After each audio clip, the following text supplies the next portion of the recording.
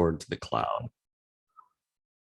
All right. So yeah, thanks again for joining us on the podcast. You've got a really cool background, sort of as a historian of the longevity space. So maybe you could just start us off by telling us about how you got interested in science and the history of science and longevity and just your sort of history, your life history. Right. I'm often asked this question, how come you're interested in longevity?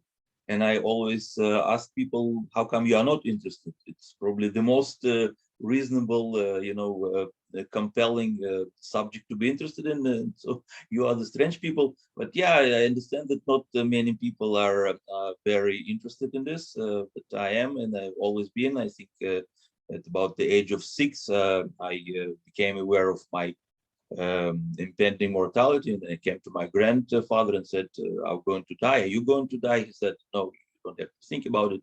You have to play, do children stuff. But I've never let go of this thought, and I kept interested. I kept reading about it.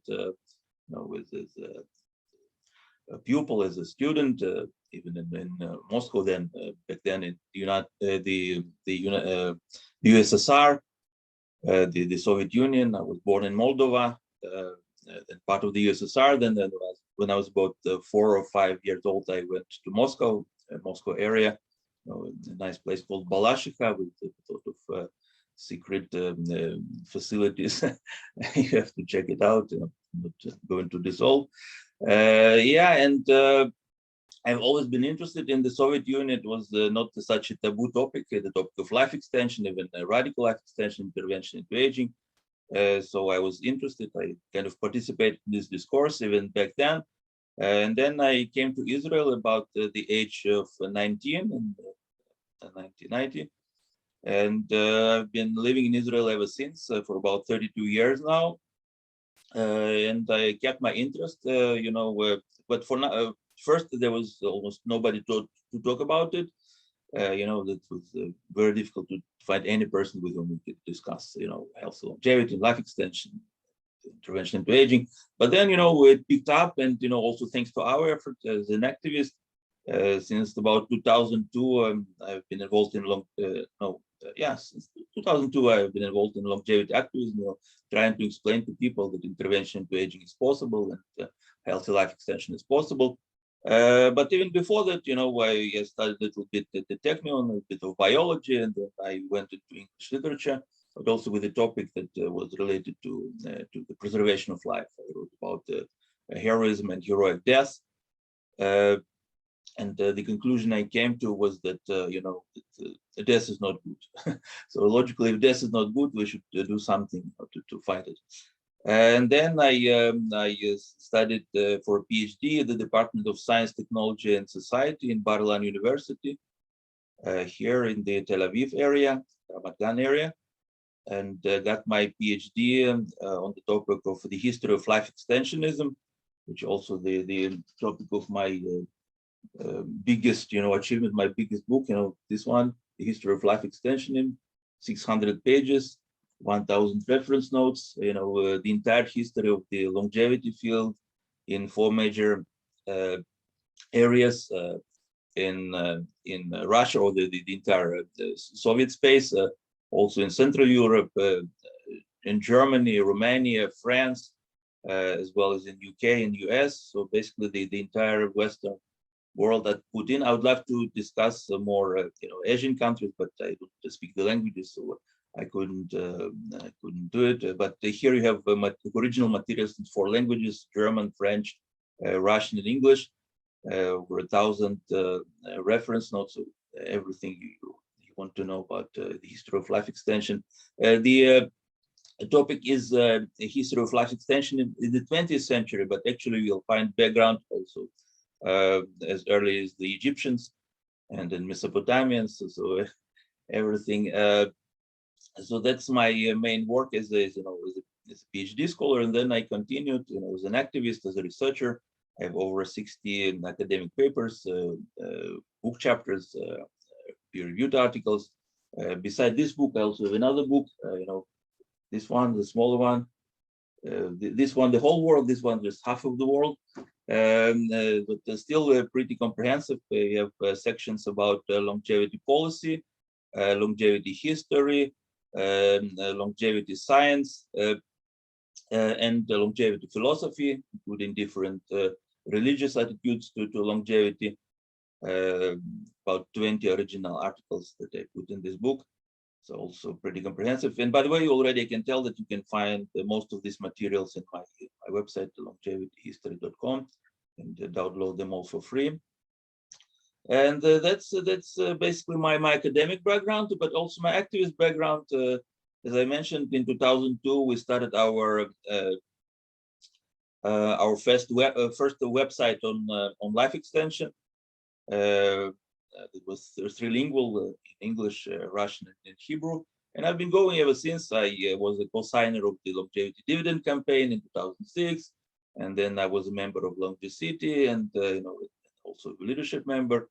And then I finished my PhD in 2012, and then that's when I really hit it with the activism. Basically, that's my main occupation since 2012. We wrote petitions and organized international organizations like International Longevity Alliance. I'm also in the board of the International Society on Aging and Disease. And also we established the Global Health and Policy Institute, and also a member or board member in a few other organizations. And here in Israel, our main organization now is called VETEC Seniority Association, the Movement for Longevity and Quality of Life. So that's my main activity in Israel, but I can expand on all of this later, both on the research and activism. But that's basically my background. If anybody wants to know. Perfect. Thanks, Ilya. Yeah, that was great. There's so much to dive into there, and you saw I was taking notes with follow-up questions. Where to begin? I mean, firstly, I should commend you because there's probably nobody alive who knows as much about the history of the longevity field as you. And so you're a national treasure to the state of Israel for sure. And it's cool that you're driving all of the activism and politics on the lobbying side. I've seen a lot of pictures you're posting about meeting with various governments and so forth. Would like to get into that. And one of the interesting movements is there are longevity parties in multiple countries. I think in Germany, I think there's some Swiss activity as well. It's tough though, because politics runs on a relatively short time scale, politicians.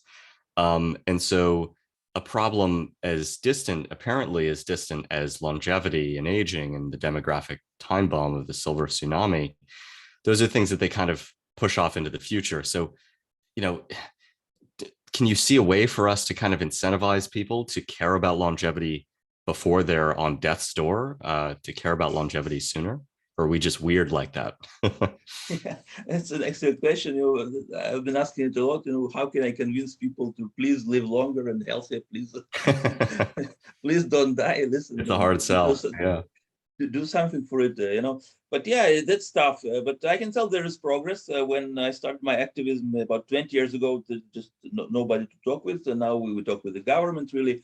One of our achievements here in Israel is to put the topic of enhancing healthy longevity research, development, and education into the Israel National Master Plan on Aging, published by Knesset. It's accredited to our association. So things like that. We also initiated a few calls for research proposals. I think altogether we helped. I wouldn't say it's all ours, but we contributed. As you say, we contributed to raising about $20 million altogether for the aging field in Israel through various calls for research proposals. Our station didn't get $1 from it, but it was a good help for the field. So yeah, you can talk with these people. We can talk with decision makers, and the interesting thing, they all agree with you. Our first petition was in 2012 when we actually wrote to all the 120 members of Knesset and said, suggested to establish a national advisory committee for the struggle against the disease of aging. Where went bold and let's call aging a disease.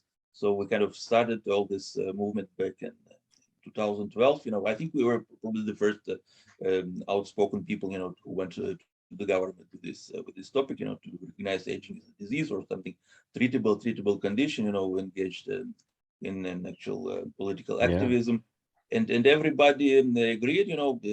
You talk with members of Knesset, yeah, everything is cool. But please don't call aging a disease. It's nice to hear. It sounds ageist, but otherwise everything is cool.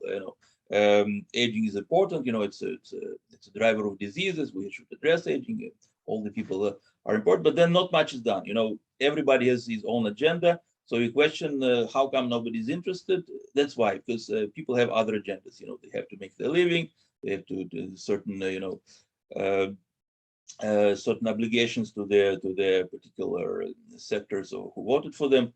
So that it is very hard to break through this wall. They can agree with you. Yeah, longevity dividend, and it's important for society, and we have to live longer. Have grandfather and grandmother that should care about.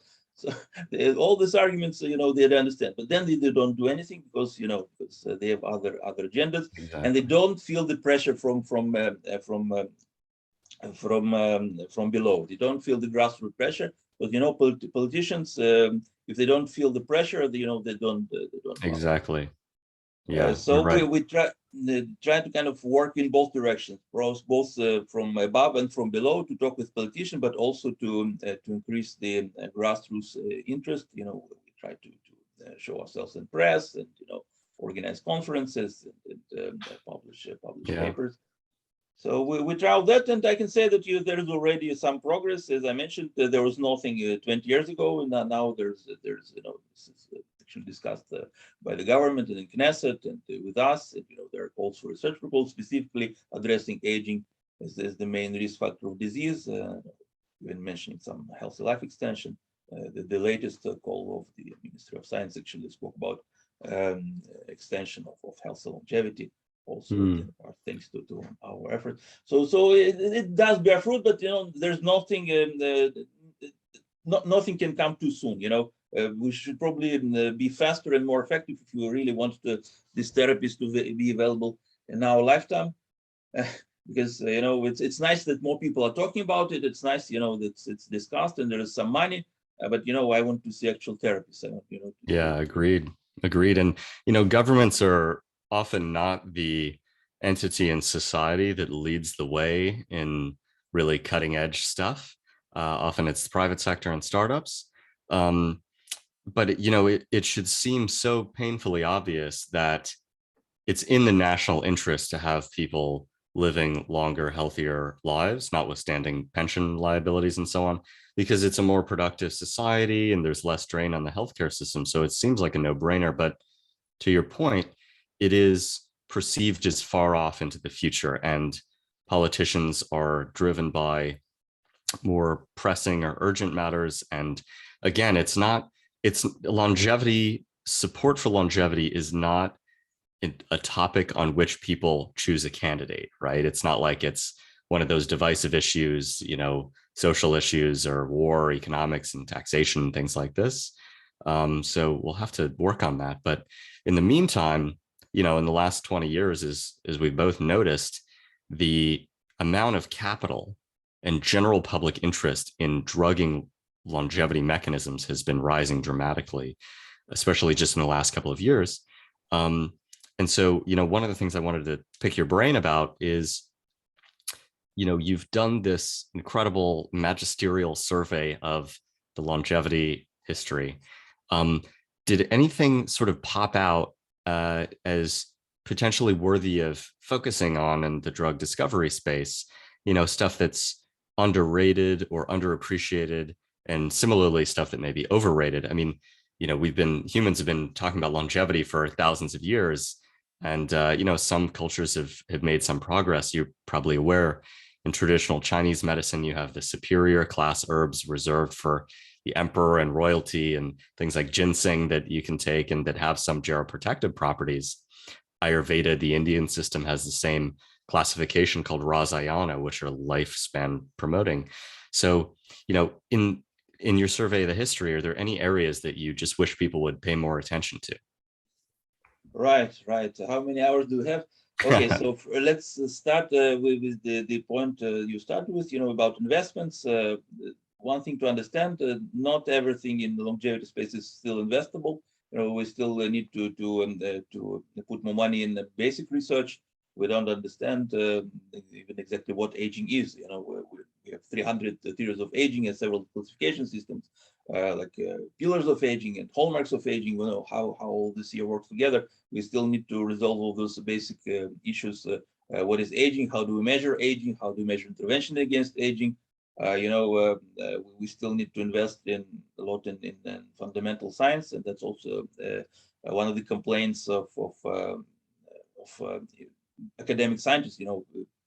Everybody wants translation, everybody wants something to invest, but we don't know some of the basic stuff. And that's also why the government is important, because government is not so much involved with investment per se, but they do support the academia, the basic research, or should support. So that's why also the government is important, even not as big drivers, but at least not to block the progress. So that's one thing we have to be in common. Of course, it's important to invest in startups. The actual commercialization is important. We have huge increase, but also the basic research is important. And once again, what's your KPI? Do you measure the progress in the amounts of investment? I'm not sure. We had to some estimates $2 billion or $3 billion of investment in longevity space. What's the result? We had 2 years of Corona, and the life expectancy dropped globally by 2 years. In developed countries, in industrial countries, it dropped by a year. Now it's beginning to rise. But I wanted to see the actual improvement in actual lifespan and actual healthy lifespan.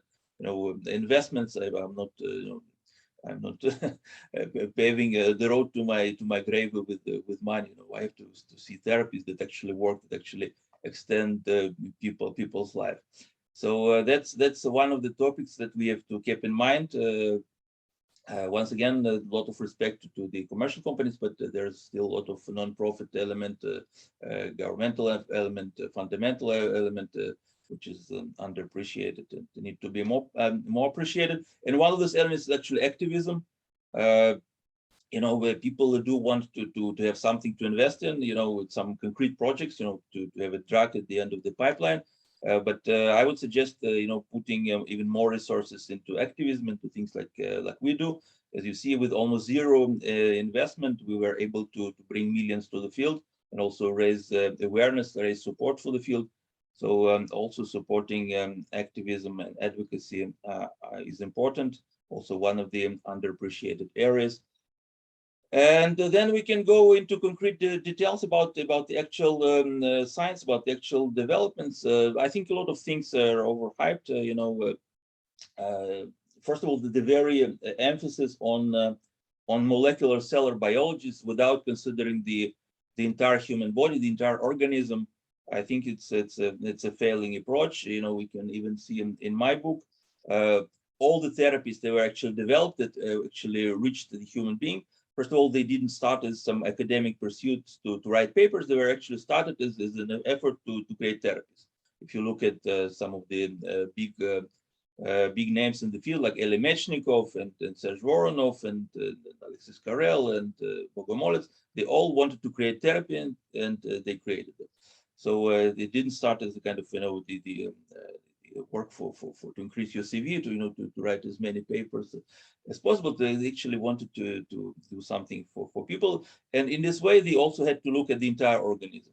They didn't just work on a specific molecular mechanism or a pathway or a type of cells or culture.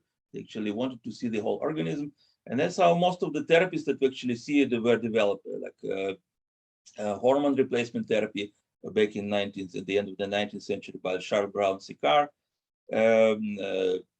Also, probiotics that were started about 120 years ago by Eli Mechnikov.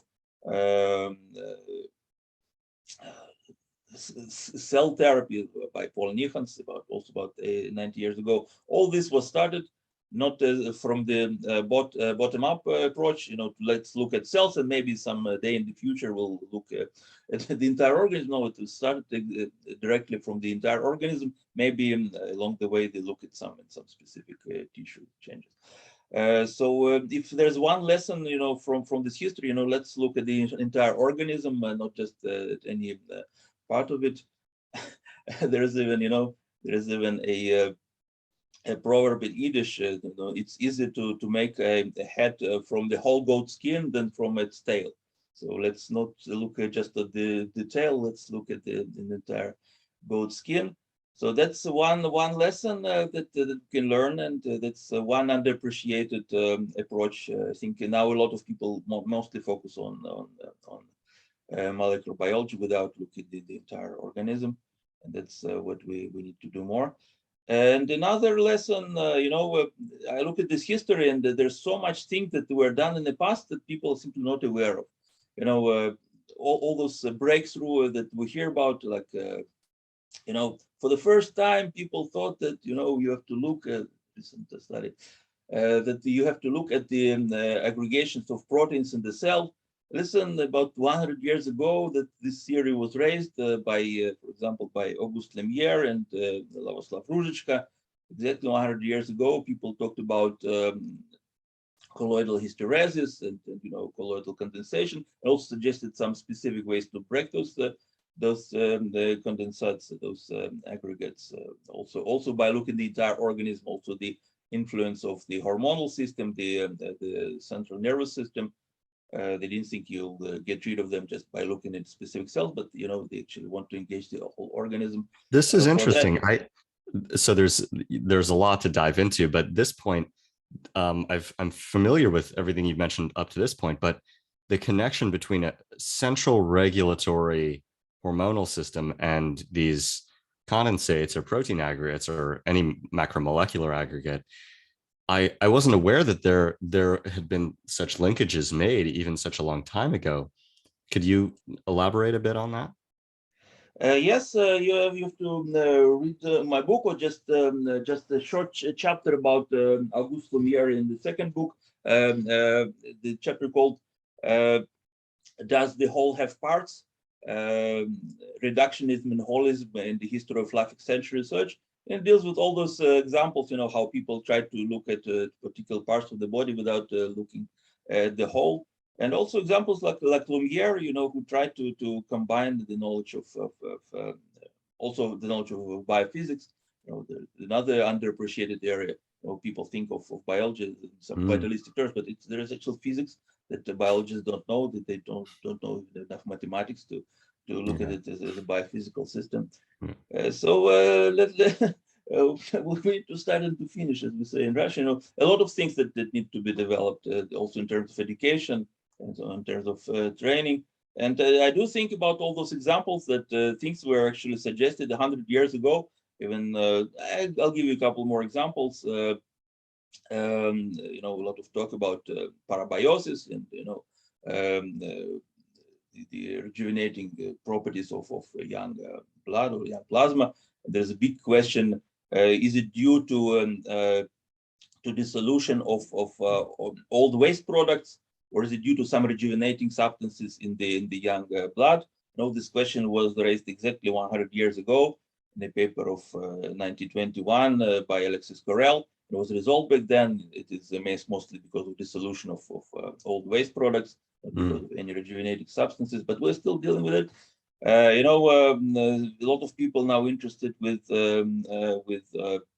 By the way, for the record, so just for the benefit of the audience, we were just talking about the parabiosis field, and heterochromic parabiosis specifically, which is this amazing technique where you surgically link the circulatory systems, the blood systems of an old and a young animal, like mice, and the old mouse gets a little bit younger, the young mouse gets quite a bit older. And one of the debates in this field that was kind of revived by the work of the convoys, particularly Irina Convoy at Stanford at the time, now at Berkeley, working with Tom Rando, showed rejuvenation. And one of the outstanding questions is whether it's bad stuff in the old blood or good stuff in the young blood. And Irina Conboy's position is that it's bad stuff in the old blood. And there seems to be some clinical evidence of this in support. A couple of years ago, there was a phase 2 clinical trial from Grifols, this blood products company in Spain, one of the biggest in the world, that provides blood plasma and transfusion products. And they ran an Alzheimer's phase 2 clinical trial where they had, fairly compelling efficacy just by basically doing modern day bloodletting. So you drain out some of the blood and then replace it with saline plus albumin to clear out some of these deleterious pro-inflammatory factors, and that seemed to work. This is a really ripe area for drug discovery, obviously, figuring out what those circulating factors are. I've noticed that field is missing a key piece of data, which is actual lifespan extension in wild type mice, but there are a couple of groups now doing those studies.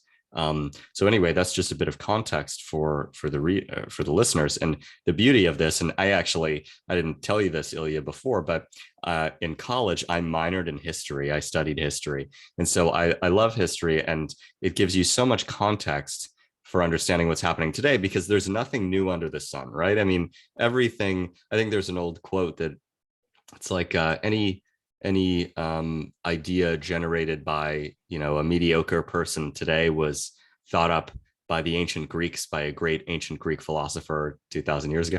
So anyway, so you're pointing out that there is this research previously done over a century ago on the parabiosis work, and it's weird how these things just kind of fall out of fashion, right? Like incredible results that are just not picked up on. Two other examples that come to mind: Otto Warburg's work on the Warburg effect in cancer metabolism, that 80% of cancer cells do aerobic glycolysis. They ferment even in the presence of oxygen. That should be druggable.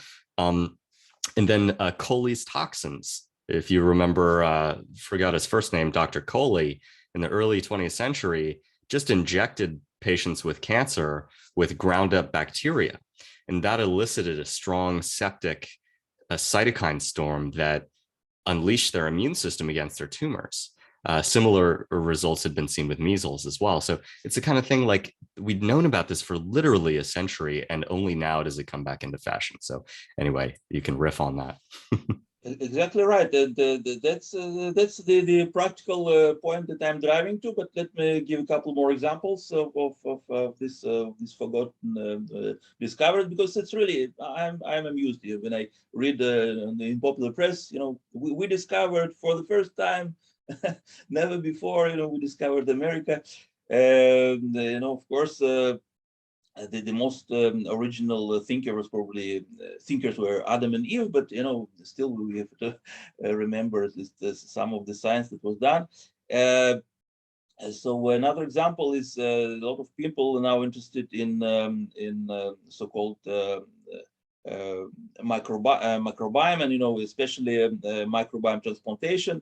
Also a recent paper in the popular press entitled, "For the first time, microbiome was transplanted," something. But that was also a technique that was known for about at least 80 or 90 years. There was a Russian scientist called Vasily Shipachov, who actually done a lot of experiments back then in the Soviet Union in the 30s, and he believed that such a reasonable therapy, called it bacterial therapy, basically the microbiome improvement that we call now. It was such a reasonable period that in the future, everybody after the age of 40 is going to have it, and here we are 8 years later. And also now there's a lot of talk about metformin, also the most promising thing in neuroscience, and also was discussed about 50 years ago by Vladimir Dilman in Leningrad, and about the same stage. And another example, we begin to talk about the vaccination against aging.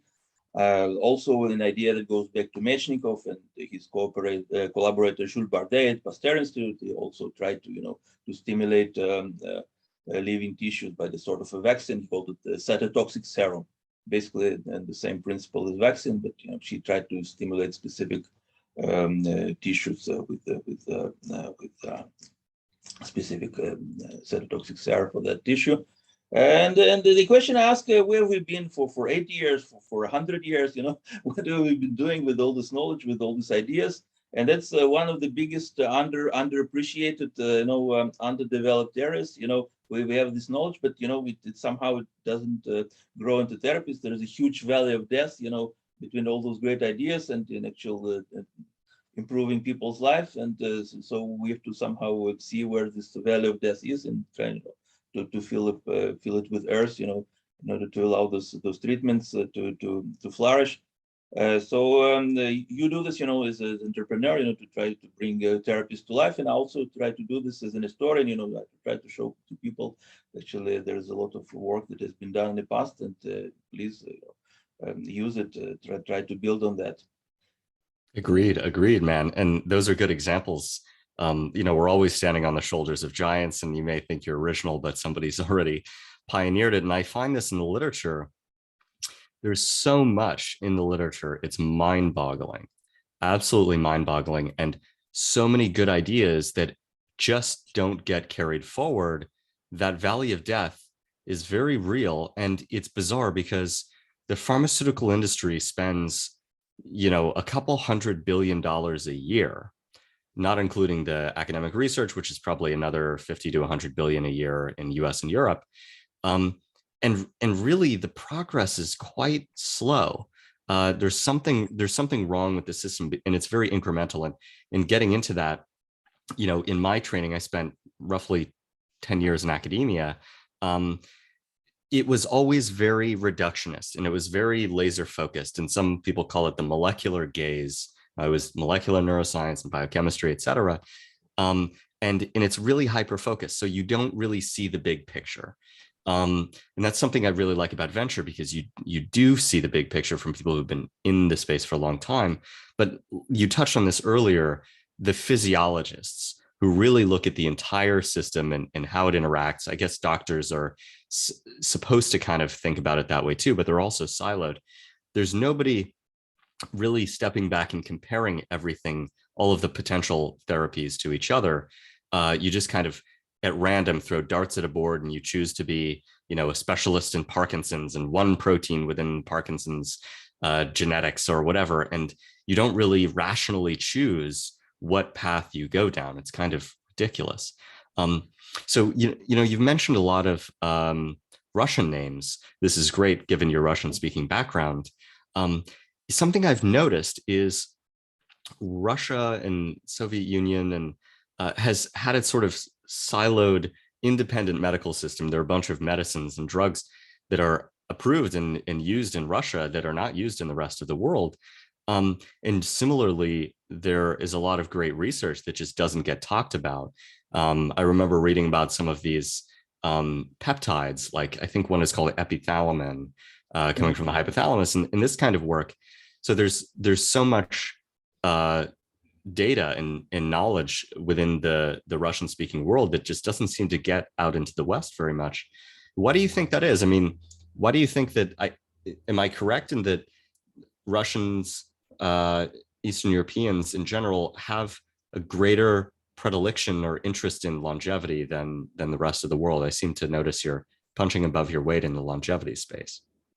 I would say they used to. They used to have carry more than their weight. And yes, I would say Russians. Actually, a lot of this research was actually done in Ukraine.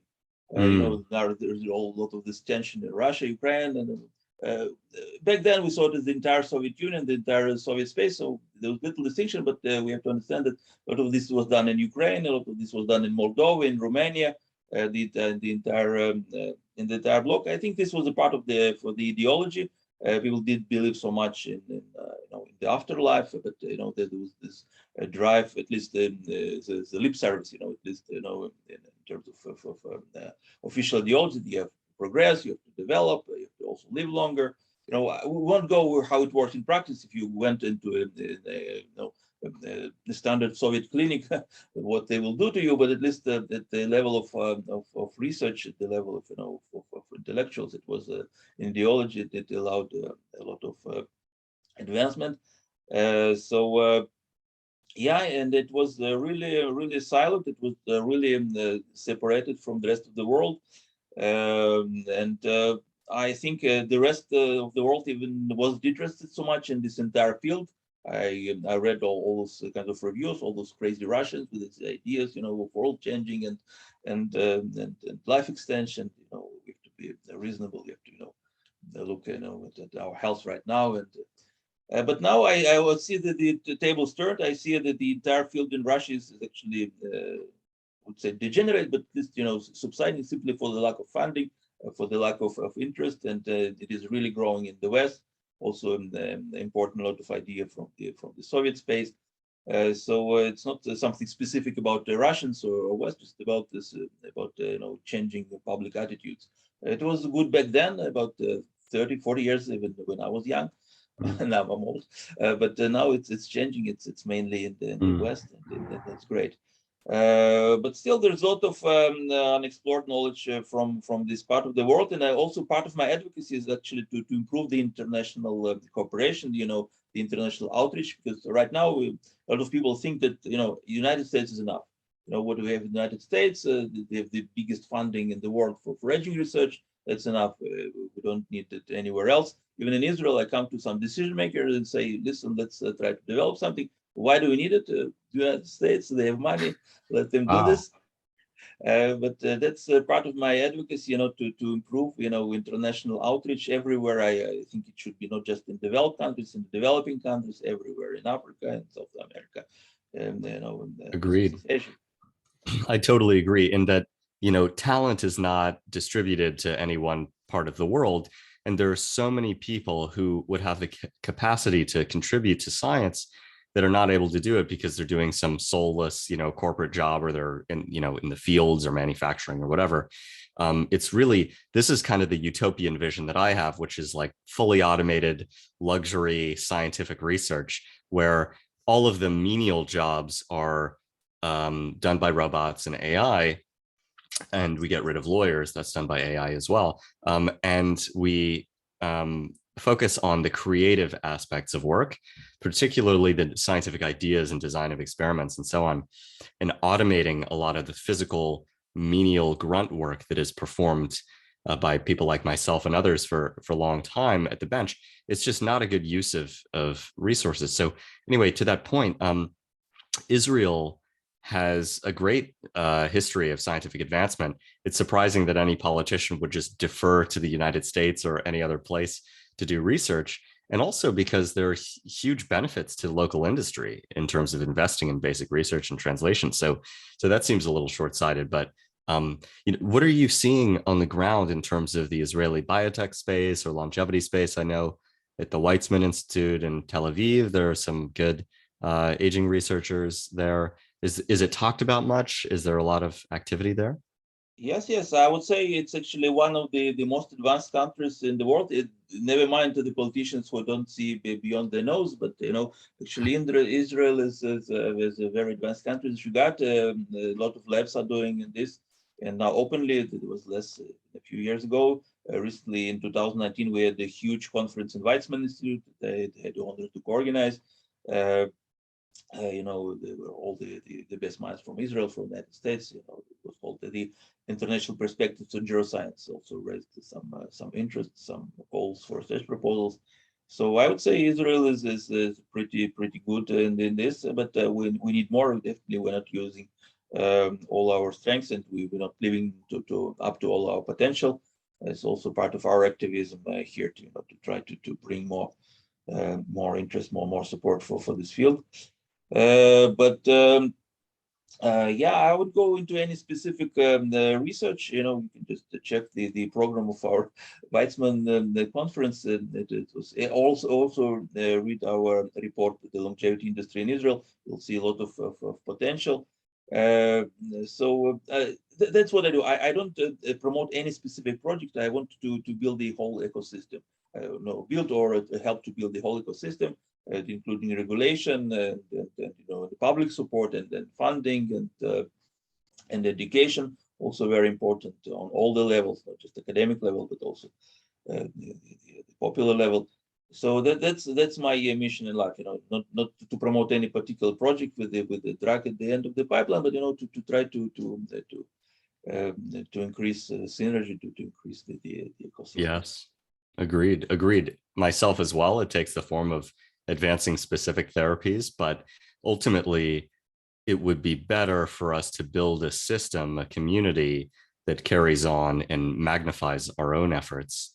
Um, and getting people involved is a good way to do it. Some sort of a grant program for early career scientists to get them into the longevity space. I think that's probably the highest leverage area, in addition to political lobbying and maybe producing like a Netflix series on longevity, or like a documentary on longevity, which is actually in the works, Longevity Hackers. And you mentioned the funding as well. Um, I'll do my part investing in Israeli startups. And VitaDAO, which you're familiar with, and Molecule, um, we have ties with the Israeli ecosystem. And so maybe you can help us to get the word out among Israeli researchers and companies that VitaDAO is providing, and other DAOs in the Molecule ecosystem are providing an alternative source of funding in the form of academic grants that attach to the IP and a license, as well as bridge financing and asset-specific financing for biotech companies. And this is really, I think, where the valley of death lies, where the rubber meets the road, is just the earliest capital, getting the earliest capital in. So yeah, would be happy to help with that. By the way, there's something you've noticed, surely, in the longevity space that's hot, which is epigenetic reprogramming, and that's kind of new. I mean, obviously, August Weismann has discussed the sort of what is it, that sort of cascade, the geography of differentiation, but this is, I think, something that is probably without much precedent in the literature, is the Yamanaka reprogramming. And, it looks quite amazing, but there are some caveats, like reprogramming does not address DNA damage, genomic DNA mutations, for example. So you'd expect cancer to be more likely in people who have been even fully rejuvenated. Do you have an opinion on the rejuvenation space and things you're seeing in that field? Sure. Once again, Reprogramming. based on history, those reprogramming factors sound new, but actually a lot of what they're supposed to do was done earlier by hormones, those simple hormones. The entire rejuvenation space in the 1930s. Even if you look at the publication record, there's hundreds of publications in the 30s and 20s specifically on rejuvenation, with the name rejuvenation and title, mostly by hormones. They're supposed to bring some rejuvenation. Once again, they didn't look at the cellular level. I think one of the issues with the reprogram is they still look at the cellular level, expected to work in the entire organism level. That's why we can also expect cancers and things like that will suddenly appear out of nowhere if you don't consider the entire balance of the entire organism, of the entire physiology. So that's a problem. But in terms of the basic rejuvenation, to make an old cell look like a younger cell, that was done 100 years ago with hormones, with the sex hormones, mostly. There was a huge industry, not just hormone replacement, but also actual surgery that was supposed to improve your hormone system, like the Steinach procedure, the Voronov procedure, transplantation of sex gland tissue, enhancing sex gland tissue from within, the Steinach procedure. So that was done. And if we learn from history, we need to look at the long term. Because lots of these therapies work for a short term. People felt great. The founder of rejuvenation therapy, Charles Edouard Brown-Séquard, actually also a very interesting figure, was I think president of the French Biological Society, and a very authoritative figure. And suddenly in 1898, he came up, to his colleague, to the French Academy, and said, "Listen, I rejuvenated myself. I injected myself with extracts from the sex glands of guinea pigs and dogs, look at me, now I can I can jump the stairs, and I can laugh and I can think. I'm rejuvenated. That was the actual start of the rejuvenation, of the scientific rejuvenation, I would say. And then he died 5 years later. So you see there was some short-term surge that was followed by deterioration. So we have to look at all this intervention for the long term, and nobody has the time and perseverance and money to look. People want immediate results. You show he can jump the stairs. Let's prescribe it. That's a big problem. We do need long-term studies, even longitudinal studies. We don't even have longitudinal studies in aging research. Basic comparisons like how do people change with age. We try to compare young people with older people, but in the same population, you have no idea how they change and what the differences are. There's a big issue. Yeah, that is great. That is the direction, and the $3 billion were invested by Altos Lab, and wonderful. I wish it success. But there is a lot of underwater stones, I would say. A lot of potential obstacles to actually make it a reality. But I do hope that it will give a boost to actual developments. But we have to, first of all, we have to be careful. Second of all, we have to look at the entire organism, not just particular cells. Third of all, we need to look for the long term. In short, we need to be more clever with this. Otherwise, there will be billions of the dollars wasted, like some billions were wasted in the past. Yeah, it's true. And as promising as the Yamanaka reprogramming, transient reprogramming is, even if it works perfectly, it still does not address somatic genomic DNA mutations. And I don't know what it does for mitochondrial DNA or mitochondrial turnover either. So, with that in mind, did you come across in your scholarship much about enhancing the fidelity of DNA repair? I mean, it's been known for a very long time that DNA mutation rates and DNA repair fidelity are important in aging, postulated as such. I think Alex Comfort put forward this view as well. But I have only come across maybe 2 or 3 efforts in the last few decades to enhance the fidelity of DNA repair therapeutically. Could you talk about the background of DNA repair? Yes, that's one of the cases of where I have been for 70 years. Yeah. Actually, not just Karel, but also Bernard Streller, also a very prominent American gerontologist, one of the founders of the National Institute of Aging. Back in the 60s, he spoke about the importance of DNA repair and how this should be the mainstream of aging research. Also talked about perhaps using information theory to try to measure the changes, how DNA is disintegrate. Now we hear some comeback about this in terms of just talking. But all these ideas were existed back in the 60s and 70s. You would imagine how much our discourse is similar to what happened in the 60s. You have to read my book. There is a chapter called The Cycle of Hopefulness. Basically, we go through the cycle of hopefulness. First, seems like everything will work for us, and all these promising directions and all those promising studies, and then nothing works, and then we lose hope and they go into the alternative ways and into holistic treatments, and then suddenly new studies and the new hope. But I believe it's a spiral. I believe we're getting somewhere. Essentially, but still we go through all those periods of disappointments, and that was one of the areas. Yes, it's understood for 60 or 70 years. That's an important area, DNA repair, DNA fidelity, but not much work has been done even at the entire human level. The studies in cell cultures. Let's see if this enzyme works or others, but I'm not aware even if something was tried at the entire organism, or if there's an actual clinical trial of this. So that's something we have to look at, definitely. Yeah, and it's also the important, you mentioned earlier, the role of the physician.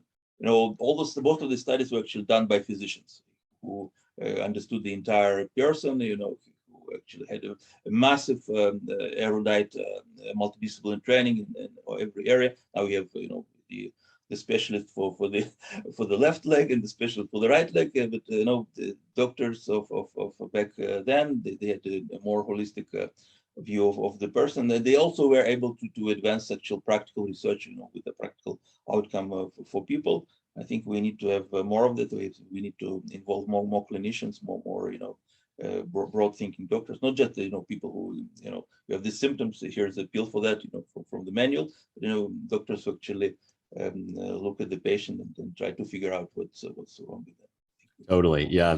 It seems to be a dying breed, those scholarly philosophical doctors, because doctors become so hyper focused on their subspecialty and specific disease within that, that they miss the forest from the trees.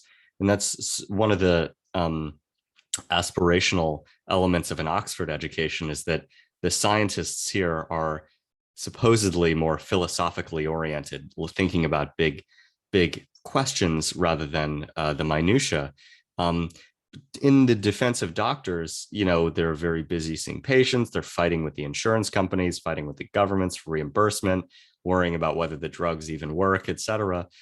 They have a lot on their plate, and they don't have enough time to sit back and think. And furthermore, at least in the United States, the legal system has prevented them from asking these questions in patients. So if you prescribe a drug off label, for a different use than what it's initially marketed for, and things go wrong, you're legally liable as a doctor.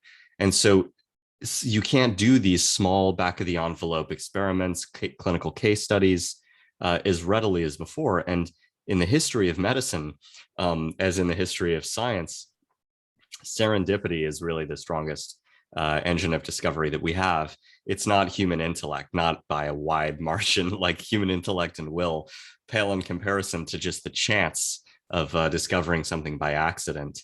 And so if we can just allow a little bit more experimentation to occur within the bounds of safety, I think that would be really salutary for the field.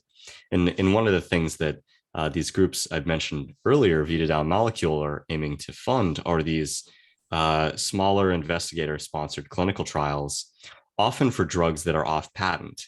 And so there's not a lot of money other than NIH funding, for example, to do these trials, and we would love to finance them more. So, one of the researchers you mentioned earlier who's of interest to me, being a sort of new entrant and interloper in the immunology space, the aging immune senescence space, is Elie Meshnikov, the Nobel Prize winning Ukrainian immunologist who pioneered, I think he won the Nobel for the process of phagocytosis, cells taking up and eating stuff, pathogens and other cells and so on. Maybe, you're an expert in Meshnikov. Would you just like to tell the audience a bit about who Meshnikov was and his very interesting forays into the aging space? Definitely. Almost the entire first part of my book is dedicated to Meshnikov. Also, there are a few articles I wrote about him. But before that, I would really like to, address what you spoke about earlier, the importance of physician philosophy. First of all, yes, it's also about philosophy. It's not just about pure physiology. It's also about your general outlook, your values, and your ideology. So we definitely need more of that as well. This is part of the general longevity ecosystem. And also, yes, we need the more experimentation. I look at the people who actually created therapies, like Meshnikov and Brown-Séquard. If they did things like that today, they'd probably go to jail. So a lot of adverse incentives were created even the past few decades that prevent, first of all, prevent scientists from actually pursuing science rather than building up their CV. Also prevent doctors from actually trying to do some innovative medical research. And if we look back, the early scientists, take some examples, people who are actually oriented toward therapy from the beginning, as I mentioned. And if you are oriented toward therapy, you look, to make people, things work, to improve the life of patients. And sometimes, it's not according to the entire book of the regulation. So we really need to to promote this kind of proactive therapeutic activism that existed even 100 years ago and is almost died right now. So yeah, definitely, it's a part of the discussion. And about Meshnikov, yeah, he really exemplified all the values that we talk about. He wasn't a physician. Once again, if he tried to do some of these things now, he would be discharged. By the way, his life was busy. He was discharged several times. He was made almost unemployed for 7 years. Because of some of the red tape that he had to encounter. But he broke through the walls, even in Russia, the Russian Empire back then, and actually was able to create excellent science. His Nobel Prize was indeed given for discovery of phagocytosis, for discovery of cell immunity. But what we remember him for is, I believe, the first truly scientific theory of aging, based on actual histological, physiological observations. And based on this theory, he also proposed some actual therapies. Biologists without NMD and the status proposed therapies, and also use some of them on himself. Also a big no-no today, but he did it anyway. So some of the therapies he pioneered was, first of all, the entire microbiome field, probiotic field, with all its various implications. Starting from yogurt, and ending with transplantation and then surgery, also to modify microbiome. I don't think now they talk about surgery to modify microbiome, maybe a little bit, not aware of much discussion of it, but it was part of his agenda. His and also Scottish physician William Lane. There's a huge discussion whether we can modify microbiomes through surgery. Also, a funny story. Actually, in some of those therapies, people just died. About 25% of people died in this surgery that was supposed to prolong people's life. So it wasn't such a fruitful direction, but at least there was some rationale to it. It was also part of the general research agenda. But also he did a lot for what we call now immunotherapy or longevity immunotherapy. Once again, as I mentioned, the cytotoxic serums that he pioneered together with Jules Bardoux, actually the first systemic immunotherapy that he employed through cytotoxic sera. It was developed by Alexander Bogomolets, one of the founders of the Soviet gerontology. Meshnikov mostly wanted to stimulate the hematopoietic system, and yeah, and the Bogomolets actually wanted to work on the connective tissue. He wanted to stimulate the connective tissue.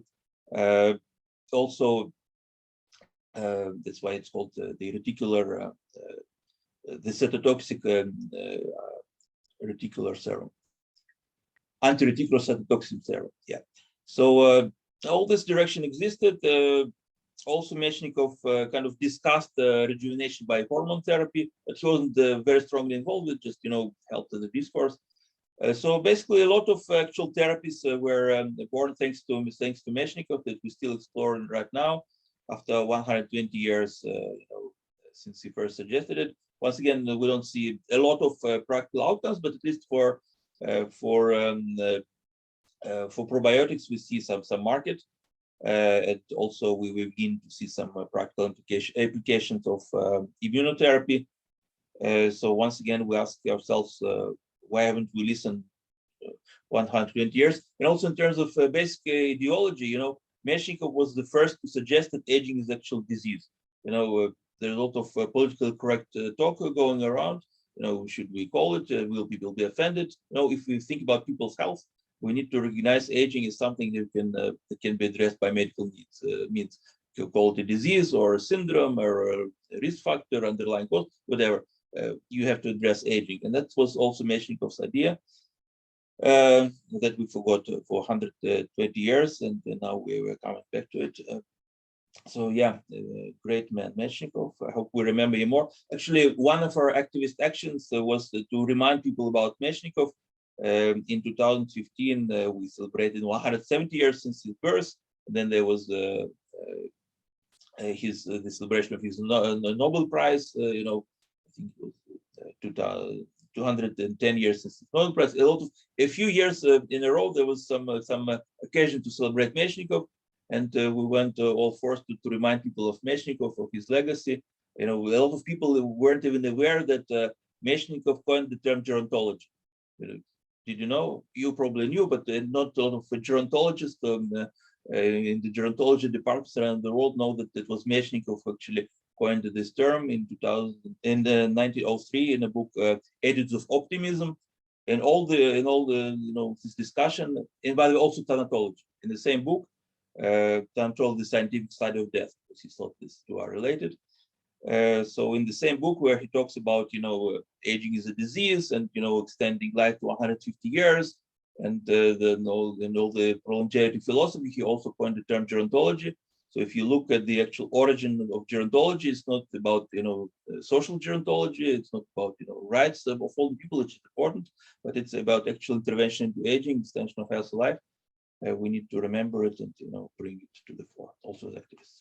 Totally agree. Yeah, that was a great summary. And it surprises me how few gerontologists indeed know about Meshnikov. And Meshnikov is just, I mean, he's a great scientist and a proud asset to Ukrainian history. But it just strikes me as amazing how scientists and clinicians really don't dive into the history of where these ideas come from. It was Osler in pioneering the Johns Hopkins model of clinical medicine that actually started in Germany. But prior to that, the United States had a rather slightly less scientific approach to medicine. And nobody seems to know these things. So yeah, it was reading about gerontology that I first heard about Mechnikov long ago. And one of the things I wonder if you recall from any of his works, you mentioned he was interested in stimulating the hematopoietic system. For the listeners who may not be scientists or clinicians, your immune system originates in your bone marrow. You have bone marrow stem cells called hematopoietic stem cells, HSCs. And these are the most proliferative cell type in the body. They give rise to billions of red blood cells every day. A single cell will create billions of other cells.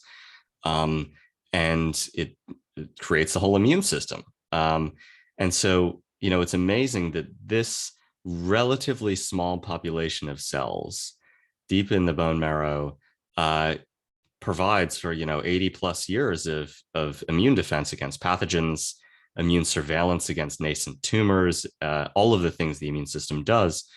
And something that I've noticed just in the last couple of years is that immune system aging and immune senescence seems to be one of the earliest failure modes in physiology and aging. So when something goes wrong with the immune system, it really accelerates systemic aging.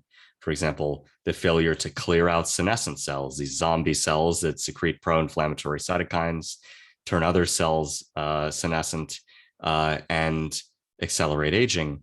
There was a paper that recently came out from the Uffizidae group, I think I'm mispronouncing, in Minnesota, that showed if you mutate a DNA repair factor, this came out in Nature, ERCC1, only in the HSCs, in the hematopoietic stem cells, it creates a progeria, which is amazing because it's damaging HSCs is sufficient to create an accelerated aging phenotype. And so that and other factors led me to think, wow, why isn't anybody working on rejuvenating the HSCs, both ex vivo outside of the body and reimplanting them, or in vivo, which would be more convenient? And, I've come back across some of the work of Mechnikov and others discussing the importance of this sort of godlike stem cell type.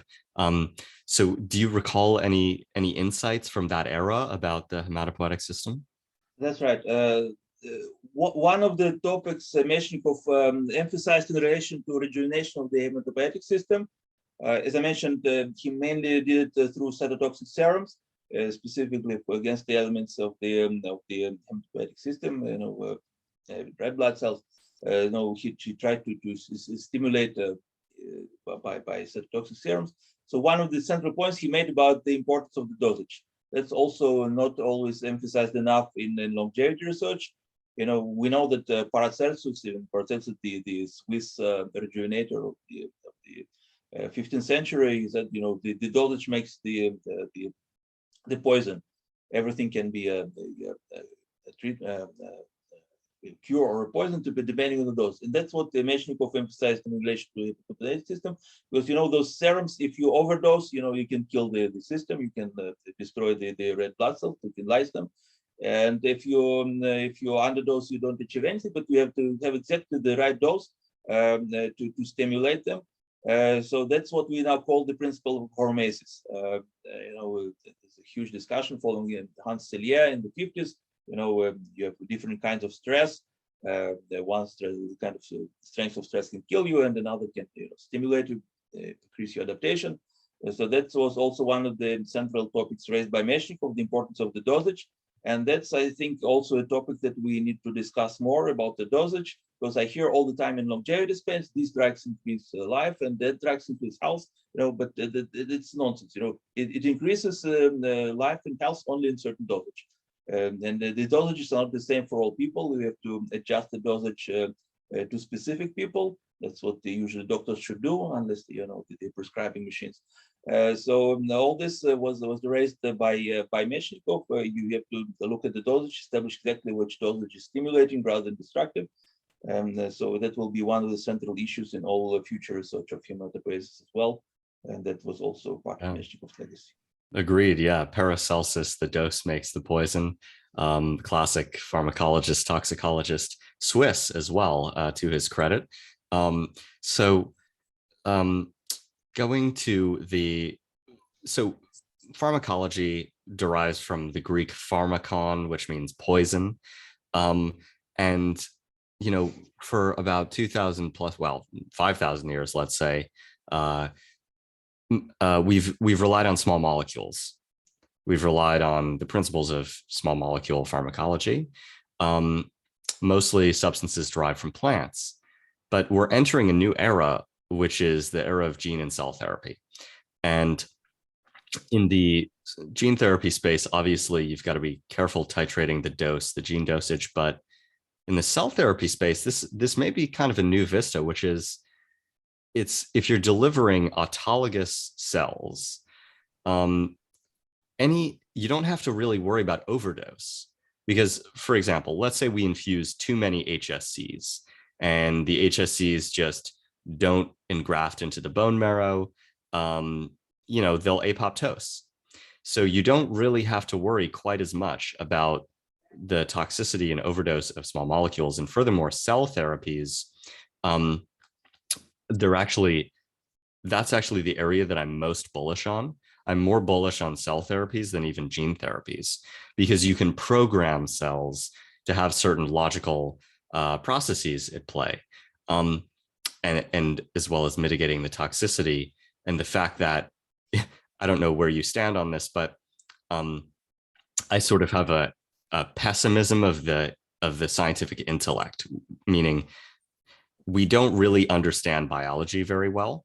Most of the advances in medicine have been sort of accidental, and we treat biology and the cell as largely a black box.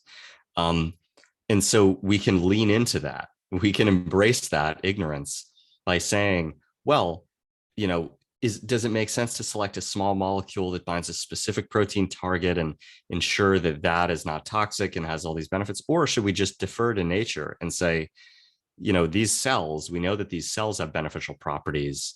Let's engineer those cells in some way and then administer them and let the cells figure out where to home into sites of injury, sites of disease, et cetera. And it looks like stem cells do that. So this kind of gets to a larger philosophical question as well, which I wanted to pick your brain about, which is the sort of one you'll be very familiar with, the damage theory of aging.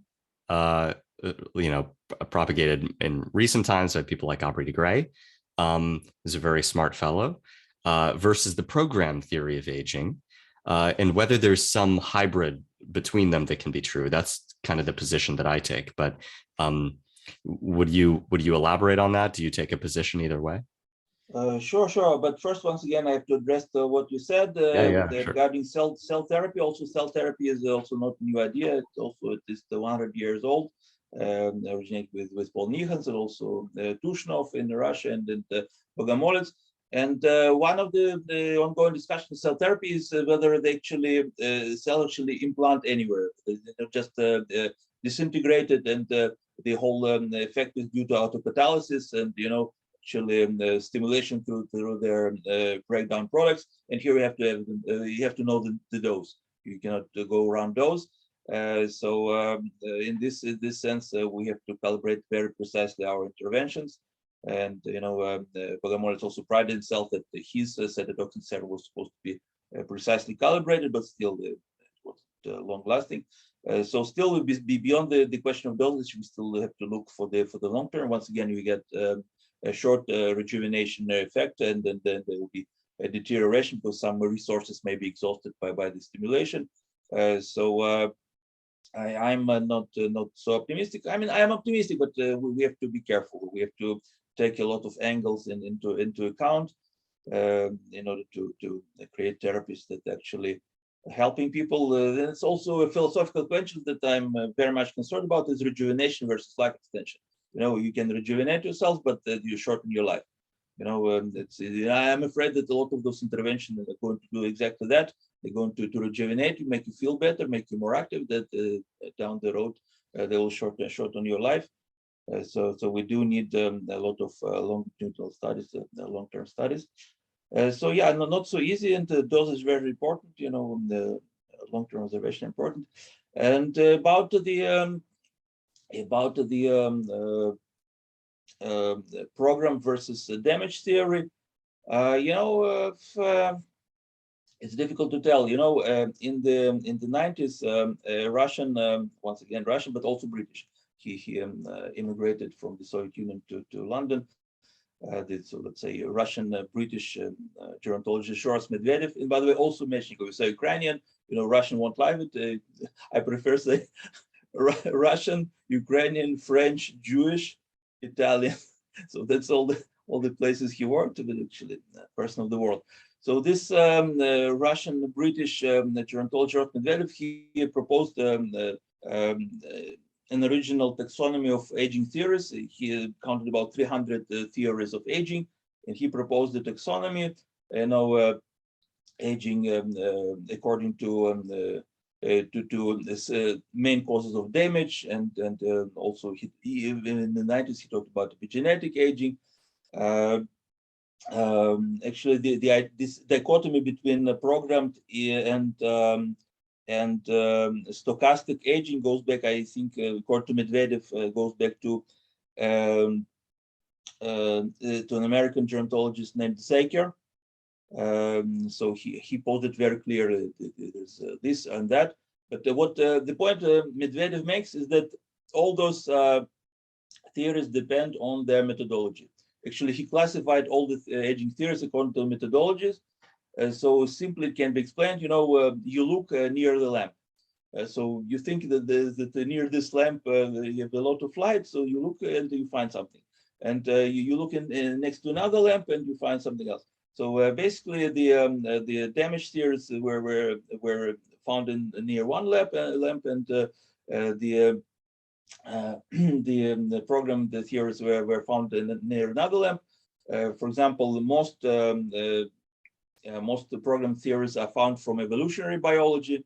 The comparing the lifespans of different species. So that's what most of the program theory comes from. On the other hand, most of the stochastic theory comes from actual observation in tissues. So these are different methodologies. You get the different results. So in the end, in the final analysis, maybe there is some combination, but we have to figure out. And we have to realize that a lot of our conclusions actually based on methodology on the lamp near which we were looking. So ideally, we shouldn't look at another parable of the elephant. You look at the elephant trunk and you see something, and you look at his leg, you see something else. So we try to see the entire elephant and flash our lamps on the entire elephant. So I think it will be still a direction for the future. Totally agree. Totally agree. I guess some hybrid seems most likely to my perspective because from first principles, the difference between you and I, human, and say a turtle, which can live a couple hundred years, or a Greenland shark can live 500 years, or a tree that can live thousands of years. The only difference is the DNA ultimately. I mean, we are our DNA. That's sort of a philosophical question. So it's all in there. It's all baked into the DNA. And one reason why I think DNA repair fidelity is so important. So I don't think there's any dispute about that longevity, there's a certain genetically encoded range. There's a debate about what the maximum lifespan is, and the perfect human in perfect health, 120 or maybe 130 or something like that.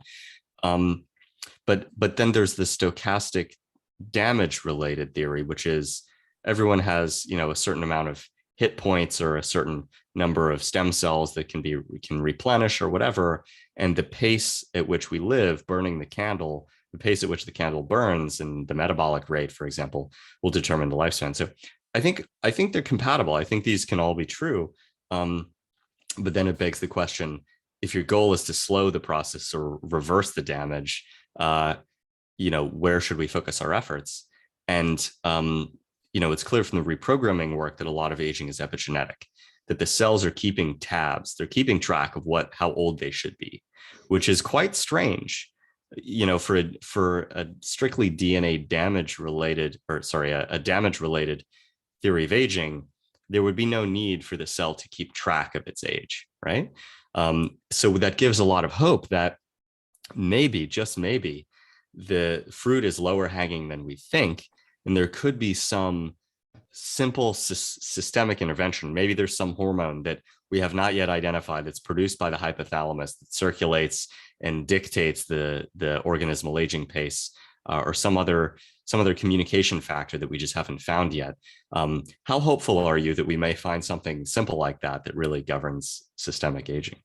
I'm not at all hopeful that we'll find something simple. We've been looking for at least 120 years. It's magic of nothing simple there. Once again, because there was even the discussion about reductionism in the 30s. People tried to rejuvenate by a single hormone. Doesn't work. You have to look at a lot of the components, a lot of factors. So I don't think anything very simple will be found.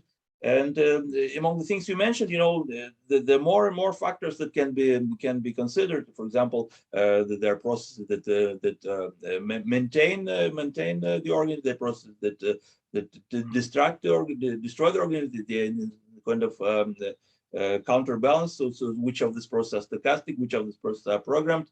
Are the anti-aging processes stochastic? Another question: where exactly does deterioration start?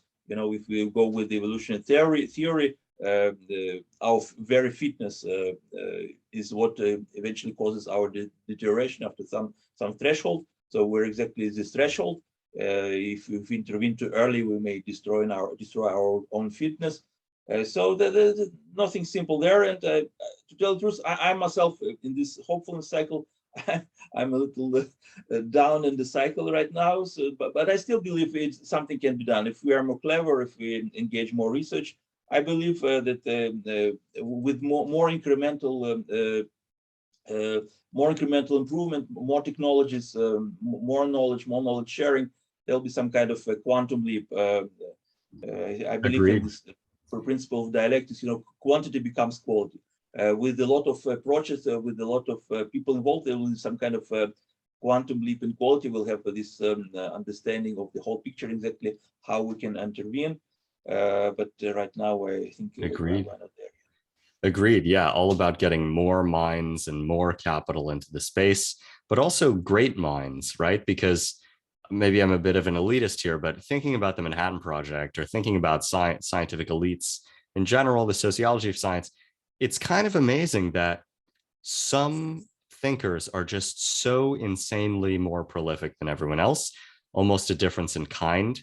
John von Neumann comes to mind, for example, or many of the Manhattan Project scientists who came together. You got the best of the best, got them together, gave them an unlimited, nearly unlimited amount of capital, and in just a couple of years achieved the splitting of the atom.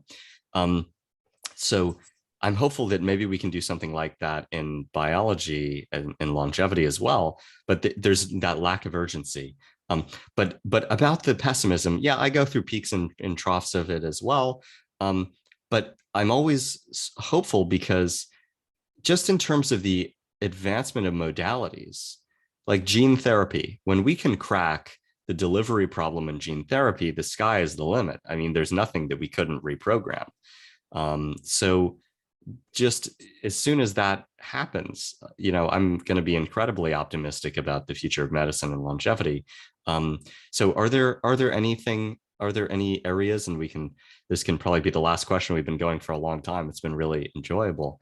Any areas that you wish people paid more attention to from a therapeutic side? Right, right.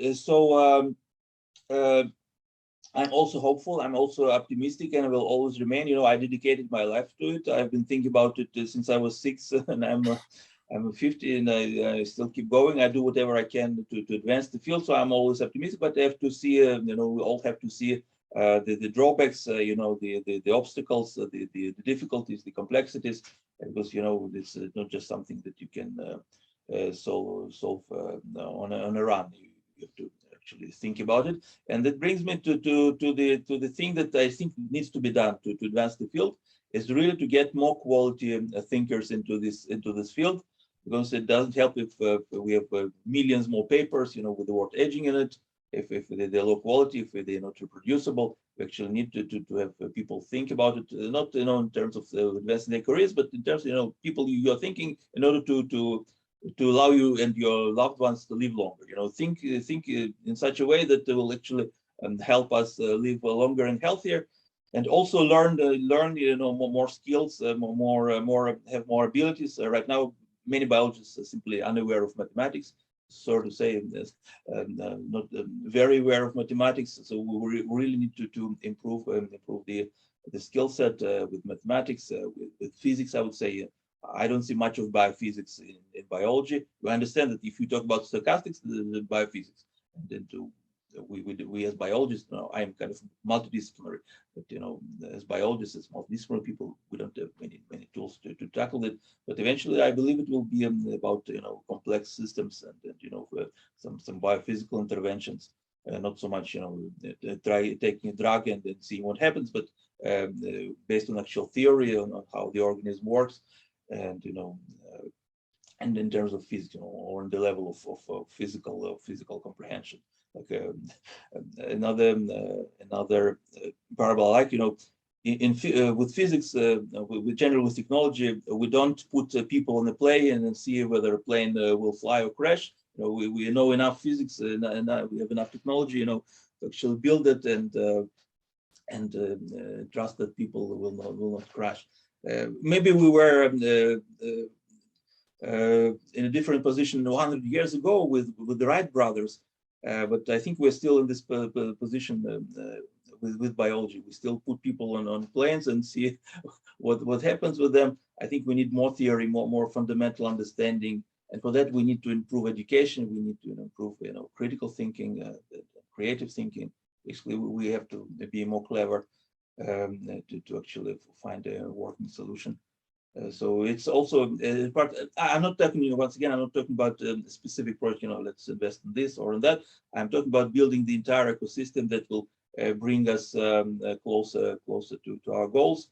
And that includes education, includes, goal setting and philosophy and morality and policy and all that. So Totally. Yeah. On board with that program. And failing that, we can just do embryo selection and CRISPR babies to make ourselves more intelligent or more moral. And maybe that will be enough to get over the hump. But yeah, I mean, physics, obviously physicists, mathematicians are smart, but it's often a sort of abstract type of thought. Um, and biology, it's, I think, just fundamentally more complex than a lot of physical phenomena that can be isolated in a relatively simple system. It's a complex, chaotic system, but hence the empirical approach. But I think we are getting better. but I remain sort of a pessimist of needing to understand all of the ins and outs of the system. I think a lot of progress can still be made with the sort of engineering approach of tinkering and trying things out, but obviously room for both. Um, so anyway, this is a good philosophical discussion. Ilya, thanks for coming on. Can you just let people know where to find you online? Maybe tell them a bit more about your book and yeah. Sure.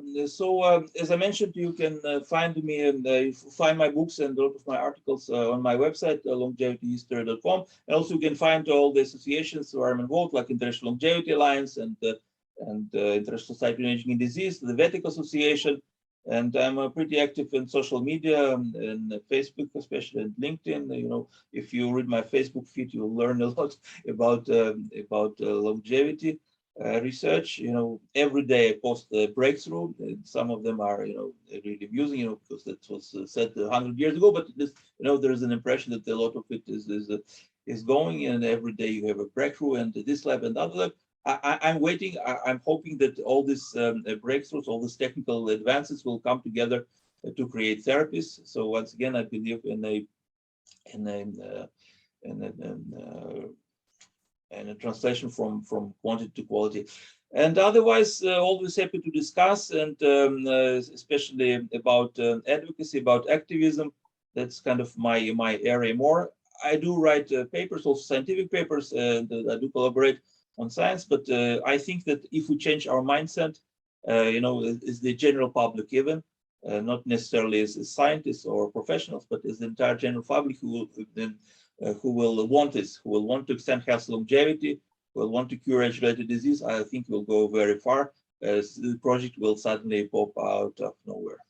So Yeah. that's my message, and I welcome everybody to get interested.